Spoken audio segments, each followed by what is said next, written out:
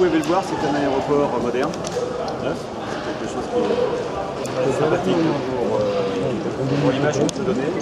C'est un aéroport que nous avons ouvert le 7 décembre malgré les nombreux détracteurs qu'il y avait. En fin de compte, nous étions prêts pour le 7. Il y avait quelques petits ajustements à faire et nous sommes en train de faire ces ajustements. Donc c'est une aérogare moderne, comme je vous disais, sur 2 niveaux, arrivée et départ, ce qui change énormément de ce que nous avions avant. Vous avez connu l'IOF, une superficie d'environ 42 000 m², double de ce que nous avions avant, et qui permet à l'État du Sénégal d'avoir une belle image. Car comme vous le savez, un aéroport, c'est l'image d'un pays quand on arrive, mais aussi quand on le quitte. Donc il est important pour les visiteurs, qu'ils soient touristes, qu'ils soient hommes d'affaires, que ce soit des gens qui amènent du business, qui viennent visiter le pays, il est important qu'il ait une bonne image de notre pays. Donc nous travaillons à ça, nous avons bien sûr travaillé sur la qualité de service. Nous voulons absolument que notre aéroport réponde aux meilleurs standards européens, même aux standards mondiaux. Donc nous commençons déjà à mesurer l'efficacité de notre installation et de ses services. Donc je vous propose maintenant de faire peut-être une petite visite. Et au fur et à mesure de la visite, nous pourrons discuter des services, des installations.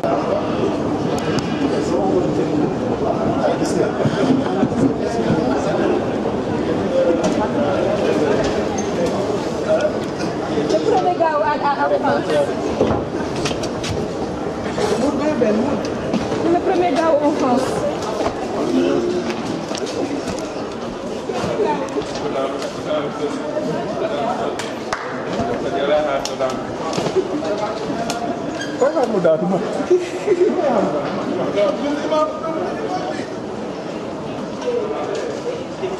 je tiens à préciser que nous sommes en train de faire le circuit des passagers à l'envers. Ce n'est pas pour vous troubler ou pour vous embêter ou pour vous perdre, tout simplement pour des questions de facilité au regard de la réglementation que nous devons appliquer. Donc je suis désolé de vous faire ce circuit à l'envers, mais je suis certain que vous arriverez à imaginer le circuit dans le bon sens. En tout cas, vous le ferez le jour où vous prendrez l'avion ici. Donc ici, nous sommes dans la zone publique arrivée. C'est une zone qui propose les services habituels des grands aéroports aux passagers qui arrivent. Donc bien sûr, en tout premier lieu, l'information, puisque quand on arrive dans un pays, souvent on est un petit peu perdu. On a besoin d'avoir des informations sur les taxis, sur les bus, sur les services, etc. Aussi sur la distance de la destination finale à laquelle on veut aller. Donc nous avons ici un point information avec du personnel de notre source.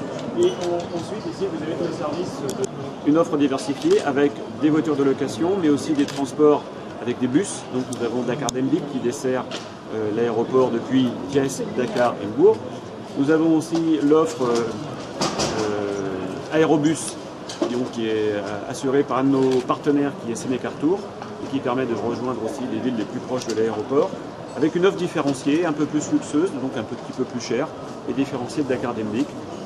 Et ensuite, nous avons des services bancaires, des services de téléphonie et dans les mois qui viennent, nous comptons bien augmenter l'offre en ajoutant des commerces supplémentaires et puis des services complémentaires.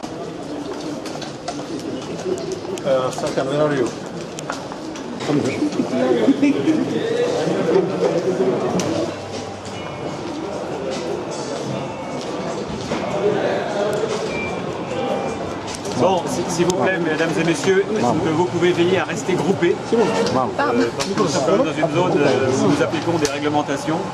Et donc, pour que tout se passe bien, il est préférable que nous restions groupés. Voilà, je vais juste souligner ça. Donc maintenant, ici, nous sommes dans la salle d'arrivée. Donc après avoir passé les contrôles de passeport et avoir eu l'autorisation d'entrer sur le territoire, les passagers peuvent venir ici pour attendre leur bagage. Donc nous sommes dans une salle d'arrivée qui, comme vous le voyez, est assez vaste.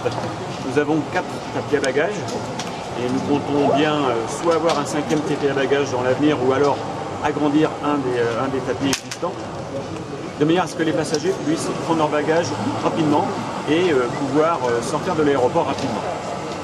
Avant de sortir, bien sûr, ils passeront au travers ce magasin qui est juste derrière vous, que vous pouvez apprécier, qui est un magasin qui pour le moment n'est pas encore duty free. Nous travaillons avec les instances gouvernementales pour pouvoir passer ce magasin en régime duty free, ce qui sera quelque chose de très intéressant pour l'ensemble de la profession et puis les passagers, puisque les passagers n'auront pas acheté le duty free dans une grande capitale européenne, pourront l'acheter en arrivant à Dakar, ce qui leur évitera de se balader, de se surcharger pour un voyage avec des sacs.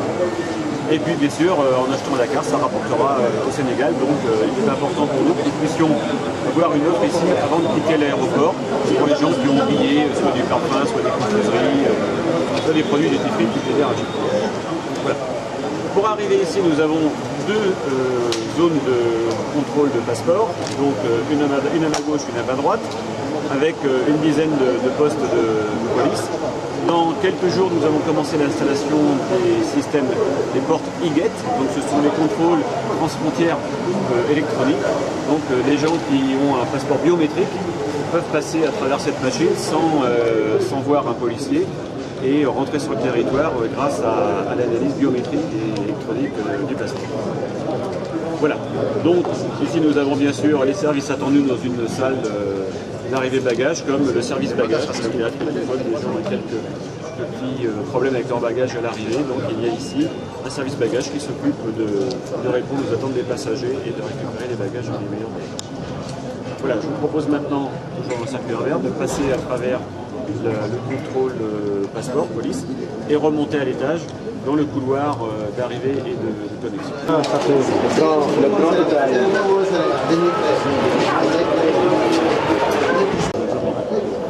Bien.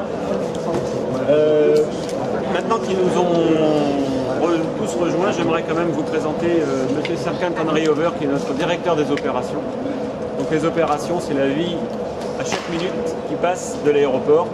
Donc M. Serkan, qui a une grande expérience dans les aéroports turcs évidemment, encadre tout ce qui est opérationnel et tout ce qui est technique. Avec lui travaille M. Wally Soumaré, qui aujourd'hui est notre duty manager, donc notre responsable de permanence. Nous avons toujours un duty manager qui est au travail, qui est présent sur l'aéroport, quel que soit le jour, l'heure du jour ou de la nuit, quel que soit aussi le jour de l'année, il travaille les jours fériés. Ce sont les gens qui représentent la direction générale.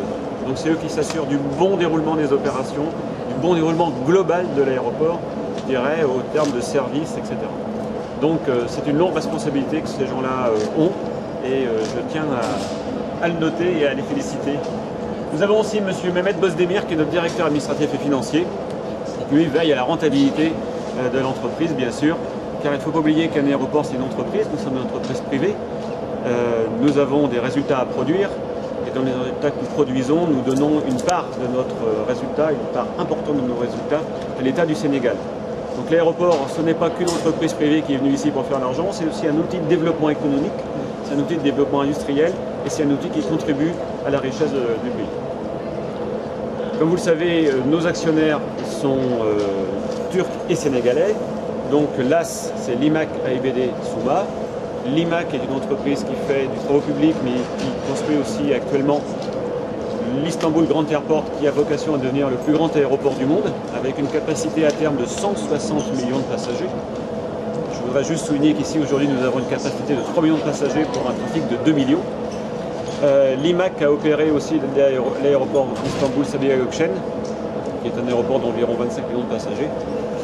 Souma, lui, est une entreprise qui est orientée de travaux publics, que vous connaissez, puisque Souma a construit le centre à Boudiouf, a construit le centre de conférence, est en train de construire actuellement l'Arena à Diamniadio et a construit l'hôtel Radisson qui se trouve entre l'Arena et le centre de conférence. Donc ce sont des entreprises qui ont prouvé leur efficacité en terminant les travaux ici dans un délai très court. Et bien sûr, le dernier actionnaire, mais pas le moindre, c'est AIBD qui représente l'État du Sénégal, qui détient 34% des parts, les autres détenant chacun 33%. Donc voilà comment est composée structurellement en termes de capital la société. Donc maintenant nous sommes dans la zone d'embarquement. Et donc le passager, après avoir fait ses formalités, arrive ici et retrouve un certain nombre de services. Tout d'abord de l'espace, ce qui est important que les gens soient à l'aise. Et donc nous avons dans notre cahier des charges l'obligation de respecter un standard de qualité. Je vais vous faire le détail technique, mais qui correspond à un standard IATA, donc l'Association internationale du transport aérien, et donc qui demande à ce qu'il y ait quand même de l'espace pour le passager et sa valise, de manière à ce qu'il puisse se sentir confortable dans l'aérogare. Nous avons bien sûr des toilettes qui sont neuves, que nous entretenons régulièrement. Nous avons un service de nettoyage qui est présent tout le temps, à chaque fois qu'il y a un passager qui passe, il y a quelqu'un qui est en face derrière pour s'assurer que la place est propre. Nous avons aussi une salle de prière, puisque nous sommes ici au service du passager et quelqu'un qui souhaite faire sa prière quand il est en salle d'embarquement peut le faire. Il y a des installations pour une salle de prière pour les hommes et pour les femmes avec le système pour les ablutions. Et nous avons des salons, des lounges comme on dit, des salons VIP qui sont destinés aux passagers business, aux passagers first des compagnies aériennes. Donc nous avons ici le salon Odyssée qui est à côté de nous. À l'opposé de l'aérogare, nous avons le salon Topkapi. Et au milieu, nous avons un salon que nous appelons CIP, c'est-à-dire Commercial Important Personality. En fin de compte, c'est quelqu'un qui n'a pas un billet business, mais qui souhaite quand même se reposer, s'asseoir, profiter du confort de ce type de service, et qui peut y accéder en payant. Donc ça, c'est aussi quelque chose d'important, car les passagers haute contribution sont des gens qui sont importants dans les témoignages qu'ils transportent ou qu'ils communiquent sur les routes. Nous avons une offre de restauration, donc avec dans cette zone d'embarquement deux bars-restaurants, Léo et Mia. Vous verrez en passant la décoration de ces deux enseignes qui sont très intéressantes. Et bien sûr, au milieu, nous avons un magasin duty free qui est opéré par notre partenaire Aelia Lagardère et ainsi qu'un magasin relais. Donc le magasin duty free avec celui que nous avons vu en zone arrivée occupe une superficie d'environ 1000 m². C'est une offre très importante, très diversifiée, de qualité, avec une présentation des produits qui est vraiment très sympathique et très séduisante. Et juste à côté, la boutique Relais qui est connue dans tous les pays du monde, qui a pas loin de 1000 points de vente, qui est très connue en France en tout cas et en Europe. Et Relais permet donc de présenter une offre diversifiée du duty free pour les passagers qui n'ont pas voulu dépenser beaucoup, peuvent dépenser un peu quand même. C'est important aussi que les gens puissent dépenser ici, car ça fait partie du business model de l'aéroport. L'aéroport ne produit rien, il offre des services, il offre des installations. Et donc nous avons un chiffre d'affaires qui est basé sur les redevances d'usage d'installation, un petit peu comme le péage de l'autoroute, mais aussi sur les redevances commerciales. C'est-à-dire que chaque produit acheté ici, une partie est reversée à l'aéroport. C'est comme ça que nous pouvons avoir des revenus et pouvoir réinvestir pour améliorer le service et agrandir l'aéroport. Je vous propose maintenant de traverser toute la zone d'embarquement, de passer devant les restaurants, devant le magasin duty free, et puis nous retrouver près du deuxième restaurant qui est à l'opposé du terminal.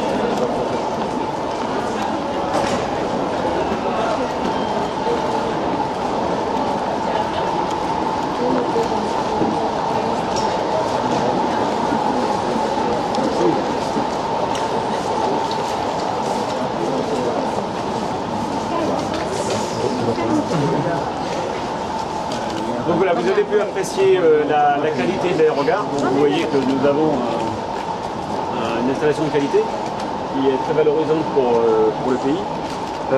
Nous avons encore de l'espace disponible pour pouvoir implanter d'autres commerces. Donc, nous avons ouvert il y a à peine un mois, il y a plus d'un mois. On a eu quelques petits ajustements à faire et quelques petits imprévus à régler, je dirais. Et donc maintenant nous allons nous consacrer au développement, au fond du développement de l'aéroport. Donc nous allons pouvoir commencer à avoir des contacts et à faire des appels d'offres pour implanter des commerces complémentaires et avoir une meilleure offre pour les passagers. J'en profite aussi pour souligner quelque chose qui est très important dans le monde aéroportuaire, qui nous tient à cœur, c'est la sécurité et la sûreté. La sécurité, c'est protéger les personnes et les biens, bien sûr, des accidents. Tous les matins, quand vous prenez votre voiture, vous mettez votre ceinture de sécurité. C'est pour vous protéger en cas d'accident. Mais il y a aussi la sûreté, et la sûreté, c'est toutes les mesures qui sont prises pour éviter les actes de malveillance. Donc vous savez, dans le transport aérien, c'est quelque chose qui est très important. Donc nous travaillons avec la haute autorité et les services de l'État pour mettre en place des règles internationales et nationales évidemment, et nous veillons à ce que la sûreté et la sécurité soient bien appliquées sur l'aéroport. Je ne fais pas trop de détails parce que ce sont des sujets un peu sensibles. Ce que je peux vous dire aussi qu'on peut allier les deux sujets sûreté et qualité de service. C'est pour ça que sur les postes d'inspection filtrage, nous avons innové en allongeant, en étendant le plus possible les lignes de contrôle. Hier à Yoff, nous avions des lignes qui faisaient que quelques mètres et les passagers étaient un petit peu les uns sur les autres, les fonctionnaires de police étaient un petit peu à l'étroit aussi. Ici, nous avons choisi de les étendre. Nous avons des PIF, des postes d'inspection filtrage qui mesurent 16 mètres de long. Ça permet aux gens de se préparer tranquillement, ça permet aux agences de sûreté de les renseigner tranquillement. Et ensuite, une fois qu'ils sont passés les contrôles, ça leur permet aussi d'avoir de la place pour récupérer leurs affaires, leurs ceintures, leurs clés et repartir vers le duty free avec l'esprit libre. C'est important qu'ils aient l'esprit libre puisqu'il faut qu'ils puissent acheter dans le duty free. Voilà. Donc c'est quelque chose qui est très important, c'est à la fois allier la réglementation de manière stricte et de pouvoir continuer à offrir une qualité de service. Comme on dit, c'est d'avoir une bonne expérience client sur l'aéroport. Je vous propose maintenant de jeter un coup d'œil dans un de nos salons. Donc ici c'est le salon Topkapi, l'opérateur la société Infinite, qui est une société sénégalaise, une jeune société sénégalaise.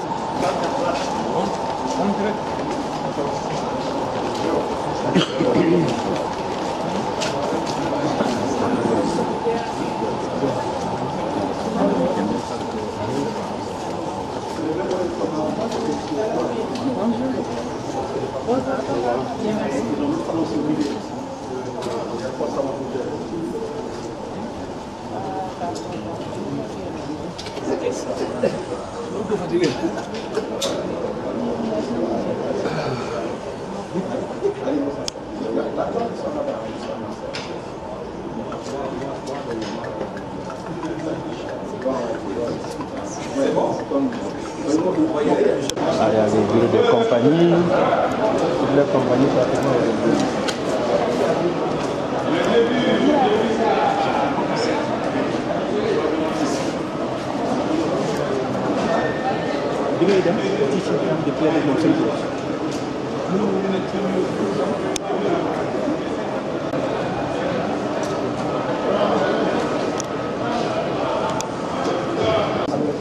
Tout le monde est là? Ouais. C'est bon. Donc, alors, maintenant nous sommes en zone d'enregistrement. Donc c'est une zone qui est réglementée puisqu'on ne peut pas rentrer ici sans avoir un billet d'avion ou alors une carte de navigant, de personne navigant, pilote quoi, ou hôtesse, et ou alors tout simplement être passager, mais il faut présenter son billet d'avion. Donc seuls les gens qui disposent de ces éléments peuvent rentrer. Ça veut dire que pour rentrer dans cette zone, il va y avoir un contrôle. Et toutes les personnes qui accompagnent ne pourront pas rentrer, il faudra faire ses adieux au moment de ce premier contrôle avant de rentrer en zone d'embarquement. Ici, donc, vous pouvez voir la qualité des lieux, toujours. Nous sommes divisés en deux zones, de 22 banques d'enregistrement chacune, et avec au milieu un contrôle centralisé des passeports pour tous les vols internationaux, et derrière, le contrôle sûreté, que je vous ai expliqué tout à l'heure avec les lignes étendues. Juste derrière vous, nous avons une petite porte pour les vols domestiques, donc les vols qui partent sur une destination Sénégal. Et donc ces vols n'ont pas de contrôle passeport puisqu'on reste dans le pays, mais ont juste un contrôle sûreté puisqu'on prend l'avion. Donc c'est important de le souligner. Dans cette zone, nous avons aussi toutes les guichets des compagnies aériennes. Donc les principales compagnies aériennes sont représentées ici, comme vous pouvez le voir. Et elles ont des guichets à double vitrine. Donc une vitrine côté public pour pouvoir répondre aux gens qui n'ont pas encore de billets et une vitrine côté enregistrement pour répondre aux gens qui ont leur billet et qui veulent avoir des informations supplémentaires avant de prendre l'avion. Chaque banque d'enregistrement est connectée à un tapis bagages et tous les bagages arrivent dans une zone de l'aéroport au niveau 0 et là tous les bagages, 100% des bagages sont contrôlés en termes de sûreté. C'est une exigence internationale, c'est une réglementation qu'il faut absolument appliquer. Donc aucun bagage ne part d'ici sans être contrôlé, bagage de soute j'entends, sans être contrôlé par nos systèmes qui se trouvent dans les dessous de l'aéroport. J'aimerais aussi souligner le fait que l'aéroport dispose d'autres services. Donc nous avons bien sûr le service d'avitaillement en carburant. Donc nous avons ici la société SM Caddy, dont les membres sont Total, Libyan Oil et puis Vivo Energy Shell. Donc ces entreprises se sont réunies pour créer une SM Caddy, une société mixte, et SM Caddy met le carburant à bord des avions. Pour ce faire, soit il utilise ce qu'on appelle un réseau hydrant, c'est-à-dire des tuyaux qui sont sous le tarmac et qui débouchent juste sous les avions. Donc il suffit de jouer avec les tuyaux et on peut remplir très rapidement les avions, parce que les volumes emportés par les gros porteurs sont importants. Et pour d'autres avions plus petits qui sont stationnés en éloigné, eh bien on approvisionne ces avions avec des camions, tout simplement, comme on le voit partout. Je vais attendre la fin de l'annonce peut-être. C'est bon. On va parler de la Donc par ailleurs, nous avons aussi une société qui s'appelle Dakar Catering, qui est une filiale de la société Cervère, et qui fournit le commissariat à bord, c'est-à-dire la restauration. Tous les petits plats, les boissons que vous consommez à bord des avions sont mis à bord par cette société. Donc c'est une société qui est implantée sur l'aéroport, qui a construit ces installations, tout comme SM Caddy, et qui sont en production. Et la société Dakar Catering offre aussi des services à d'autres entités, comme les salons VIP par exemple, sont aussi approvisionnés par cette société. Donc c'est une offre de qualité en termes de restauration. C'est bon, c'est bon. Allez-y, allez-y. Allez-y. Ça fait partie de l'ambiance. D'accord. Ça fait partie de l'ambiance. Très bien. Je tiens aussi à souligner que nous avons des installations qui sont à proximité de l'aérogare, qui sont destinées aux VIP et aux ministres, donc avec un salon VIP qui est partagé entre le ministère des Affaires étrangères, ce qui permet de recevoir les ministres et les ambassadeurs, et les hauts représentants religieux aussi, et une partie purement VIP avec des gens qui sont des businessmen, des hommes d'affaires, certains même volent avec leurs propres avions. Et donc nous avons ce service qui est juste à côté de l'aérogare, qui est un service essentiel sur un aéroport de capitale comme nous sommes ici. Nous retrouvons un peu plus loin un terminal un peu particulier, c'est le terminal pèlerin, donc qui permet d'accueillir au départ comme à l'arrivée les pèlerins qui partent en pèlerinage soit à la Mecque, soit à Rome. Et donc ce terminal est très utilisé à la période des pèlerinages, évidemment, assez peu utilisé en dehors de cette période, donc nous l'utilisons quelquefois à des fins un petit peu différentes. Par exemple, avant l'ouverture de l'aéroport, nous avons eu à tenir un conseil des ministres dans ce terminal, et donc c'était très intéressant et très plaisant pour nous d'accueillir le Premier ministre avec toute la délégation ministérielle sur notre plateforme. Voilà, j'aimerais aussi souligner le fait que en termes de restauration, donc nous avons vu tout à l'heure les deux restaurants bar-bistrot qui sont en zone d'embarquement. Nous avons en zone publique 2 bars, donc vous avez peut-être pu voir le premier bar qui se trouvait là ici dans cette zone de départ. Nous avons un deuxième bar-resto qui est en finalisation, en train de finir sa construction au niveau arrivé. Nous sommes passés à côté tout à l'heure, il va être livré dans quelques jours. Et pour le personnel, nous avons mis en place une offre particulière destinée au personnel avec des tarifs qui correspondent aux besoins du personnel, qui sont dans les bâtiments administratifs et dans des zones reculées de l'aéroport. Les employés ainsi peuvent aller manger à des tarifs tout à fait compétitifs, un bon repas, puisqu'il est important pour nos employés qu'ils soient en forme pour travailler et pour offrir le meilleur service aux clients. Voilà, je vous propose maintenant de terminer notre visite en repassant aux zones publiques, là où on s'est rencontrés. Et je répondrai à vos questions, bien sûr, si vous en avez. On se retrouve entre les guichets des compagnies aériennes et les différents services offerts à l'aéroport. Donc on trouve des établissements bancaires, on trouve du change, on trouve des distributeurs, de la restauration, et bientôt, bien sûr, d'autres offres qui va arriver. Tout à l'heure, je vous ai parlé brièvement du personnel au travers de sa restauration, mais j'aimerais aussi souligner que la société LAS, donc le gestionnaire de l'aéroport, qui a une concession de 25 ans avec l'État du Sénégal, emploie environ 600 personnes, un peu plus de 600 personnes, et que l'aéroport, toute société confondue et toute administration confondue, offre environ 3000 emplois. En 3000 c'est beaucoup, mais il faut aussi intégrer le fait que nous travaillons 24 heures sur 24. Donc pour ceux, quelquefois, il faut embaucher 5-6 personnes pour occuper un poste H24. Donc c'est pour ça que nous arrivons à cette quantité. Voilà, bien sûr, nous avons des liens très proches avec l'environnement, le voisinage de l'aéroport. Nous sommes sur la commune de Dias et donc nous avons des contacts rapprochés avec la municipalité de Dias, mais aussi de Keur Moussa, qui sont les communes qui nous ont accueillis. Et donc aujourd'hui, la preuve en est, nous tenons aussi à avoir des relations de proximité avec les gens de la région de Thiès. Donc nous sommes dans la région de Thiès, même si nous sommes l'aéroport de Dakar, l'aéroport de la capitale se trouve à Thiès. Et donc c'est pour ça aussi que l'aéroport a choisi de s'appeler Dakar Dias Aéroport. Voilà, j'espère que cette visite vous a convenu. J'espère que vous avez pu faire de belles images et que vous pourrez emporter un bon souvenir et surtout un bon témoignage à vos lecteurs et à vos auditeurs. Avant de répondre à vos questions et pour être sûr de ne pas l'oublier, je voudrais remercier Tidiane Tamba et son équipe pour la coordination pour vous recevoir aujourd'hui. Et j'aimerais aussi remercier les représentants de la Haute Autorité des aéroports du Sénégal de leur aide, car sans eux nous n'aurons pas pu faire ce circuit aujourd'hui. Et donc je tiens chaleureusement à les remercier et de nous avoir accompagnés. Voilà.